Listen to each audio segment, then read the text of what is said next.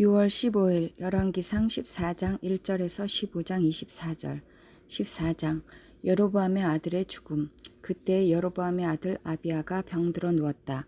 여로보암이 자기 아내에게 말하였다. 변장을 하고 나서시오. 당신이 여로보암의 아내라는 것을 사람들이 알아차리지 못하도록 하고 실로로 가시오. 거기에는 아히야 예언자가 있어. 그가 바로 내게 이 백성을 다스리게 될 것이라고 말한 예언자요. 당신은 빵 10개와 과자와 꿀 한 병을 들고 그에게로 가시오. 그리하면 그는 이 아이에게 어떤 일이 일어날 것인지를 당신에게 알려줄 것이오. 여로보암의 아내는 그와 같이 하고 실로로 가서 아히야의 집에 이르렀다. 아히야는 나이가 들어서 눈이 어두워졌으므로 사람을 잘 알아보지 못하였다. 주님께서 아히야에게 미리 말씀하셨다. 여로보암의 아내가 자기의 병든 아들의 일을 물으려고 내게로 올 것이다. 너는 그에게 내가 일러준 대로 말하여라. 그는 올 때 변장을 하고 다른 사람인 것 같이 차릴 것이다. 왕의 아내가 문에 들어설 때에 아히야는 그의 발소리를 듣고 이렇게 말하였다. 여로보암의 부인께서 오신 줄 알고 있습니다. 들어오십시오. 그런데 어찌하여 다른 사람인 것처럼 변장을 하셨습니까? 불행하게도 좋지 않은 소식을 전해야 하겠습니다. 집으로 돌아가셔서 여로보암에게 이 말을 전하십시오. 나 주 이스라엘의 하나님이 말한다. 내가 너를 백성 가운데서 높여서 내 백성 이스라엘의 지도자로 임명하였고 다윗의 가문으로부터 왕국을 쪼개어서 네게 주었지만 너는 내 종 다윗처럼 살지 않았다. 다윗은 내 명령을 지키고 내가 보기에 올바르게 행동하였으며 마음을 다해서 나를 따랐다. 그러나 너는 너보다 앞서 있던 모든 왕들보다 더 악한 일을 하여서 다른 신들을 만들고 우상을 부어 만들어서 나의 분노를 격발시켰다. 결국 너는 나를 배반하고 말았다. 그러므로 내가 여로보암의 가문에 재난을 내리겠다. 여로보암 가문에 속한 남자는 종이거나 자유인이거나 가리지 않고 이스라엘 가운데서 모두 끊어버리겠다. 마치 사람이 쓰레기를 깨끗이 쓸어버리듯이 여로보암 가문의 사람을 하나도 남기지 아니하고 다 쓸어버리겠다. 여로보암에게 속한 사람으로서 성읍 안에서 죽은 사람들은 개들이 먹어치울 것이고 성읍 바깥에 들에서 죽은 사람들은 하늘의 새들이 와서 쪼아먹을 것이다. 이것은 나 주가 하는 말이다. 이제 일어나서 집으로 돌아가십시오. 부인이 성읍 안에 들어설 때에 아이는 곧 죽을 것입니다. 그런데 온 이스라엘은 그의 죽음을 애도하며 장사를 지낼 것입니다. 여로보암 가문에서는 그 아이만이 주 이스라엘의 하나님께서 보시기에 착하게 살았으므로 여로보암의 가문에 속한 사람 가운데서 그 아이만 제대로 무덤에 묻힐 수 있을 것입니다. 주님께서는 이스라엘을 다스릴 또 다른 한 왕을 세우실 터인데 그가 여로보암의 가문을 끊어버릴 것입니다. 이 일은 오늘 지금 이 순간에 일어날 것입니다. 주님께서는 이스라엘을 쳐서 물가의 갈대가 흔들리듯이 흔들리게 하실 것이며 그들이 아세라 묵상을 만들어서 주님의 분노를 샀으므로 조상들에게 주신 이 좋은 땅에서부터 이스라엘을 뿌리째 뽑아내어서 유브라데스 강 저쪽으로 흩으실 것입니다. 여로보암은 자기도 죄를 지었을 뿐만 아니라 이스라엘까지 죄를 짓게 하였으므로 주님께서는 여로보암의 죄 때문에 이스라엘을 버리실 것입니다. 여로보암의 아내는 일어나서 그곳을 떠나 디르사로 돌아갔다. 그가 집 안으로 들어설 때에 그 아이가 죽었다. 온 이스라엘은 그를 장사 지내고 그의 죽음을 슬퍼하며 애곡하였다. 모든 것은 주님께서 그의 종 아히야 예언자를 시켜서 하신 말씀대로 되었다.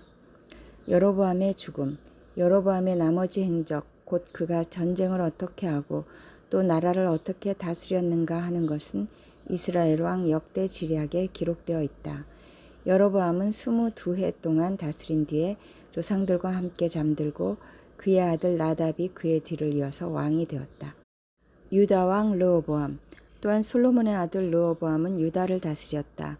르호보암이 즉위할 때의 나이는 40살이었는데 그는 주님께서 자신의 이름을 두시려고 택하신 성읍 예루살렘에서 17회를 다스렸다.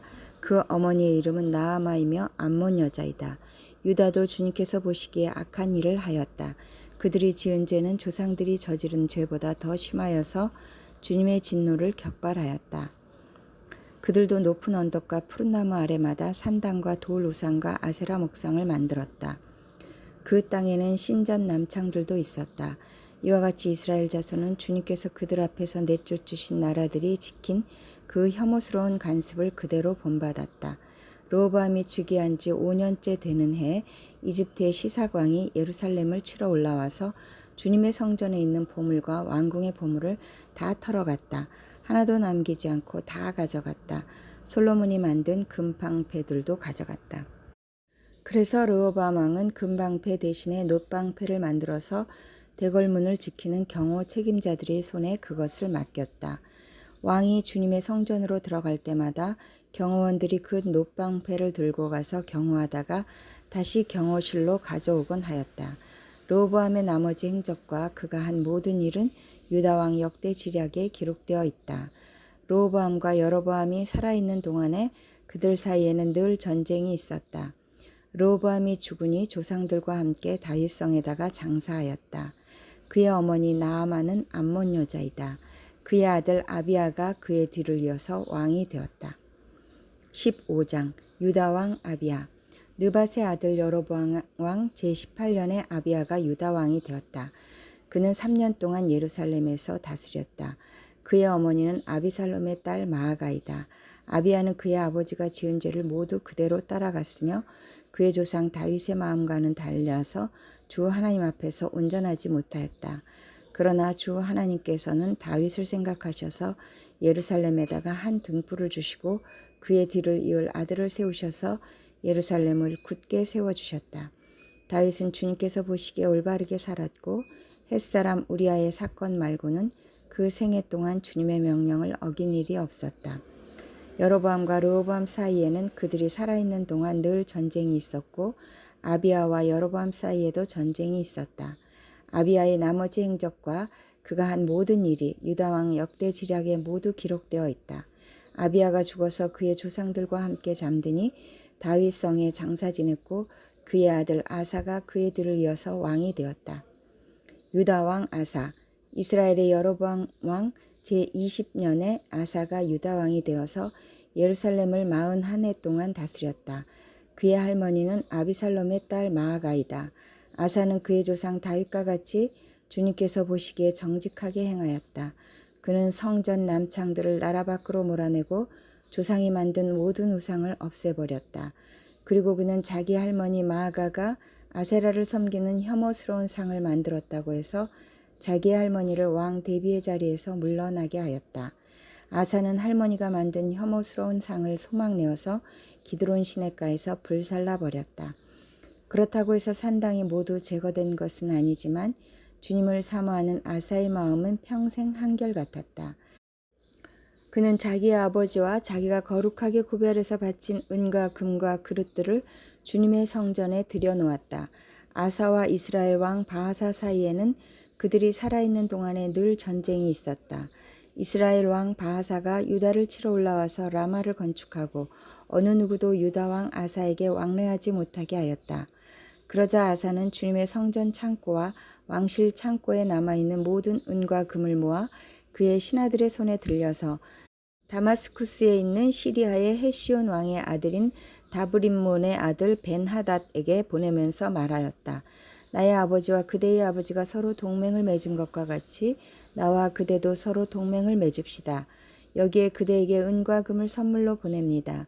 부디 가셔서 이스라엘 왕 바하사와 맺은 동맹을 파기하시고 그를 여기에서 떠나게 하여 주십시오. 베나닷이 아사왕의 청을 받아들이고 이스라엘 성읍들을 치려고 자기의 군 사령관들을 보내어서 이온과 단과 아벨벳 마아가와 긴네렛 전 지역과 납달리 전 지역을 치게 하였다. 바하사는 이 소문을 듣고는 라마 건축을 멈추고 디르사로 거처를 옮겼다. 그리고 아사왕은 모든 유다 사람에게 명령하여 한 사람도 빼놓지 않고 모두 바하사가 라마를 건축할 때 쓰던 돌과 제목을 가져오게 하였다. 아사왕은 이것으로 베냐민의 게바와 미스바를 보수하였다. 아사의 나머지 행적과 그의 권세와 그가 한 일과 그가 건축한 모든 일이 유다왕 역대 지략에 다 기록되어 있다. 그는 늙음하게 이르러서 발에 병이 났다. 아사가 죽어서 조상들과 함께 잠드니 그의 조상 다윗성의 조상들과 함께 장사 지냈다. 그리고 그의 아들 여호사밧이 그의 뒤를 이어 왕이 되었다. 사도행전 10장 1절에서 23절. 10장 베드로가 고넬료를 만나다. 가이사랴에 고넬료라는 사람이 있었는데 그는 이탈리아 부대라는 로마 군대의 백부장이었다. 그는 경건한 사람으로 온 가족과 더불어 하나님을 두려워하며 유대 백성에게 자선을 많이 베풀며 늘 하나님께 기도하는 사람이었다. 어느 날 오후 3시쯤에 그는 환상 가운데에서 하나님의 천사를 똑똑히 보았다. 그가 보니 천사가 자기에게로 들어와서 고넬료야 하고 말을 하는 것이었다. 고넬료가 천사를 주시하여 보고 두려워서 물었다. 천사님 무슨 일입니까? 천사가 대답하였다. 네 기도와 자선 행위가 하나님 앞에 상달되어서 하나님께서 기억하고 계신다. 이제 요바로 사람을 보내어 베드로라고도 하는 시몬이라는 사람을 데려오너라. 그는 무두장이인 시몬의 집에 묵고 있는데 그 집은 바닷가에 있다. 그에게 말하던 천사가 떠났을 때 고넬료는 하인 2사람과 자기 부하 가운데서 경건한 병사 하나를 불러서 모든 일을 이야기해주고 그들을 요바로 보냈다. 이튿날 저들이 길을 가다가 요바에 가까이 이르렀을 때 베드로는 기도하려고 지붕으로 올라갔다. 때는 오정쯤이었다. 그는 배가 고파서 무엇을 좀 먹었으면 하는 생각이 들었다. 사람들이 음식을 장만하는 동안에 베드로는 황홀경에 빠져들었다. 그는 하늘이 열리고 큰 보자기 같은 그릇이 4기퉁이가 끈에 매달려서 땅으로 드리워져 내려오는 것을 보았다. 그 안에는 온갖 4발 짐승들과 땅에 기어다니는 것들과 공중의 새들이 골고루 들어있었다. 그때 베드로야 일어나서 잡아먹어라 하는 음성이 들려왔다. 베드로가 대답하였다. 주님 절대로 그럴 수 없습니다. 나는 속되고 부정한 것은 한 번도 먹은 일이 없습니다. 그랬더니 2번째로 음성이 다시 들려왔다. 하나님께서 깨끗하게 하신 것을 속되다고 하지 말아라.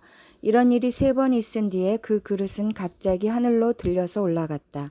베드로가 자기가 본 환상이 대체 무슨 뜻일까 하면서 속으로 어리둥절하고 있는데 마침 고넬료가 보낸 사람들이 시몬의 집을 찾아서 문 앞에 다가섰다.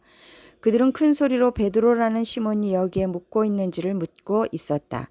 베드로가 그 환상을 곰곰이 생각하고 있는데 성령께서 말씀하셨다. 보아라, 3사람이 너를 찾고 있다. 일어나서 내려가거라.